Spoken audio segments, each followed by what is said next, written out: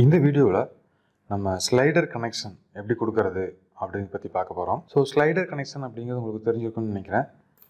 So இது மாதிரி ஒரு பாக்ஸ் இருக்குது அப்படின்னு இதோட கேப்னு வச்சுக்கோங்க. ஜஸ்ட்டு நம்ம வந்துட்டு க்ளோஸ் பண்ணுறோம், ஓப்பன் பண்ணுறோம். ஸோ இது front and back.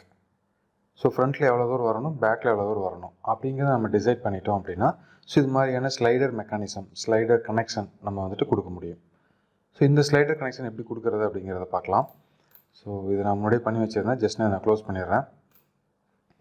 So new அசம்பிளியில் போய்ட்டு நம்ம design just okay, millimetre unit நான் சூஸ் பண்ணி ஓகே கொடுக்குறேன். இதுக்கு முன்னாடி நான் வந்து ஆல்ரெடி 2 பார்ட் ட்ரா பண்ணி வச்சுருக்கேன்.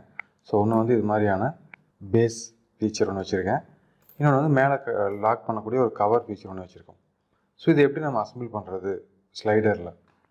ஸோ இது நான் வித்தவுட் டைமென்ஷனில் தான் ட்ரா பண்ணியிருக்கேன். ஸோ நீங்கள் வந்துட்டு இந்த பேஸை கவர் பண்ணுற மாதிரியான ஒரு டைமென்ஷனில் நீங்கள் இதையை ட்ரா பண்ணிக்கோங்க. ஓகே, ஸோ இப்போ நான் ஃபஸ்ட்டு வந்துட்டு அசம்பிளில் போயிட்டு நான் ஃபஸ்ட்டு இந்த பேஸை வந்து ரிசீவ் பண்ணுறேன். ரிசீவ் பண்ணிவிட்டு நம்ம ஒவ்வொரு டைமும் கொடுக்குற மாதிரி ஃபஸ்ட்டு ஃபீச்சர் எப்போவுமே வந்து டிஃபால்ட் கொடுத்துருங்க. டிஃபால்ட் கொடுத்துட்டு ஓகே. இப்போ நான் வந்துட்டு மறுபடியும் போயிட்டு செகண்ட் ஃபீச்சர் நான் வந்து ரிசீவ் பண்ணுறேன். ஸோ நான் வந்துட்டு எனக்கு இந்த 3D ட்ராக்கர் ஆஃப் பண்ணிக்கலாம், தேவையில்லை. டேட்டம்ஸ் கூட ஆஃப் பண்ணிடலாம், இப்போ நம்மளுக்கு தேவையில்லை. ஓகே, இப்போது இங்கே யூசர் டிஃபைன் அப்படின்னு இருக்கக்கூடிய இந்த பிளேஸில் போயிட்டு நம்ம மூணாவதாக பார்க்க வேண்டிய ஸ்லைடர் அப்படிங்கிற இந்த கனெக்ஷன் வந்து நான் கொடுத்துட்றேன். ஸ்லைடர் கனெக்ஷன் கொடுத்துட்டு நீங்கள் நார்மல் எப்பவும் போல் வந்து கிளிக் பண்ண வேண்டியதான். இன்னொன்று ஞாபகம் வச்சுக்கோங்க, இந்த பிளேஸில் நீங்கள் வந்து சர்ஃபேஸ் டு சர்ஃபேஸ் கிளிக் பண்ண முடியாது.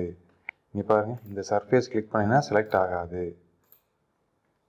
ஃபஸ்ட்டு இந்த ஸ்லைடர் மெக்கானிசம் வச்சதையும் ஃபஸ்ட்டு நீங்கள் கொடுக்கக்கூடிய கனெக்ஷன் வந்து எட்ஜ் டு எட்ஜ் தான் கொடுக்கணும். ஸோ நான் ஃபஸ்ட்டு இந்த எட்ஜை கிளிக் பண்ணுறேன். இப்போ கிளிக் பண்ணி பாருங்கள், எனக்கு கர்சர் அந்த டாட் லைன் க்ரியேட் ஆகிடுச்சு. நெக்ஸ்ட்டு இந்த பேஸோட இந்த எட்ஜை நான் கிளிக் பண்ணுறேன். So first edge to edge கொடுத்துட்டீங்க அப்படின்னா அதுக்கப்புறம் பிரச்சனை இல்லை. அதுக்கப்புறம் நீங்கள் வந்து இந்த சர்ஃபேஸ் பாருங்கள், டாட்டா லைன் க்ரியேட் ஆகிடுச்சு. இந்த சர்ஃபேஸ்லேருந்து இந்த சர்ஃபேஸ் வரைக்கும் கொடுத்துடலாம். ஸோ நீங்கள் கம்ப்ளீட் கொடுக்குறதுக்கு முன்னாடி 3D ட்ராக்கர் ஆன் பண்ணிவிட்டு எந்த டைரெக்ஷன் ஓப்பனில் இருக்குது அப்படின்னு பாருங்கள். ஸோ கரெக்டாக நம்ம ஸ்லைடர் மெக்கானிசம் தேவையான மாதிரி ஓப்பனில் இருக்குது. ஸோ இப்போ இந்த டைரெக்ஷனில் தான் நமக்கு வந்துட்டு ஸ்லைடிங் ஆகணும். ஸோ கரெக்டாக அதே டைரெக்ஷனில் ஓப்பனில் இருக்குது. ஓகே, இப்போ நீங்கள் ஓகே கொடுத்துட்டீங்க அப்படின்னா நீங்கள் வந்துட்டு இப்போ இந்த ட்ராக் டூல் யூஸ் பண்ணீங்க அப்படின்னா ஜஸ்ட் நீங்கள் வந்துட்டு இப்படி மூவ் பண்ண முடியும். பட் நம்ம இங்கே வந்து ஒரு லிமிட்டேஷன் கொடுக்கணும் இல்லையா, இது வரைக்கும் தான் மூவ் ஆகணும், இதுக்கு மேலே ஆகக்கூடாது அப்படின்னு. ஸோ அதுக்கு நம்ம வந்துட்டு அகைன் எடிட் டெஃபினிஷன் பண்ணிக்கிறோம். ஸோ பிளேஸ்மெண்ட்டில் போனீங்க அப்படின்னா இங்கே பாருங்கள், ட்ரான்ஸ்லேஷன் ஆக்சிஸ் அப்படின்னு கொடுத்துருக்காங்க. ஸோ இதை நம்ம கிளிக் பண்ணிக்கலாம். இந்த ட்ரான்ஸ்லேஷன் ஆக்சிஸ் கிளிக் பண்ணிவிட்டு நான் வந்து இந்த சர்ஃபேஸையும் நான் கிளிக் பண்ணுறேன். கிளிக் பண்ணிவிட்டு உங்களுக்கு எவ்வளோ டிஸ்டன்ஸ் கேப் இருக்கணுமோ அந்த கேப் வச்சுட்டு 0வாக செட் பண்ணிடுறேன். ஸோ இப்போ எனக்கு இது வந்து 0 பாயிண்ட்டு. ஸோ இங்கேருந்து எனக்கு ட்ராவல் ஆகணும், எவ்வளோ டிஸ்டன்ஸ் ட்ராவல் ஆகணும் அப்படிங்கிறத நம்ம ஆஸ் பர் நம்ம டைமென்ஷன் நம்ம ஃபிக்ஸ் பண்ணிக்கலாம். ஸோ நான் வந்துட்டு ஒரு அப்ராக்சிமேட்டாக இது வரைக்கும் வைக்கிறேன். ஸோ இதில் நான் வந்துட்டு 0 செட் பண்ணியாச்சு. ஸோ மினிமம் எனக்கு இங்கேருந்து இது வரைக்கும் மூவ் ஆகணும். ஸோ இதுக்கு மேலே வெளியே போகக்கூடாது. ஸோ அப்போ இது வந்துட்டு ஒரு நம்ம -370 அப்படிங்கிறத வைக்கிறேன். ஸோ மேக்ஸிமம் வந்து 0, ஆல்ரெடி 0 இருக்குது. ஓகே, நீங்கள் 0 விட்டுடலாம். இப்போ நம்ம வந்துட்டு ஓகே கொடுத்துடலாம்.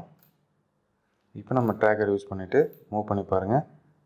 ஸோ கரெக்டாக நம்ம எது வரைக்கும் கொடுத்தோமோ 0, இது 0, இங்கிருந்து மினிமம்.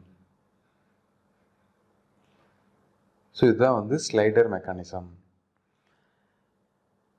இந்த ஸ்லைடர் மெக்கானிசத்தில் நீங்கள் ஸ்னாப்ஷாட் எடுத்து வச்சிட்டிங்க அப்படின்னா இதிலே பார்த்தீங்கன்னா இந்த ட்ராக்கில் வந்துட்டு இங்கே ஒரு ஸ்னாப்ஷாட் அப்படின்னு ஆப்ஷன் கொடுத்துருப்பாங்க.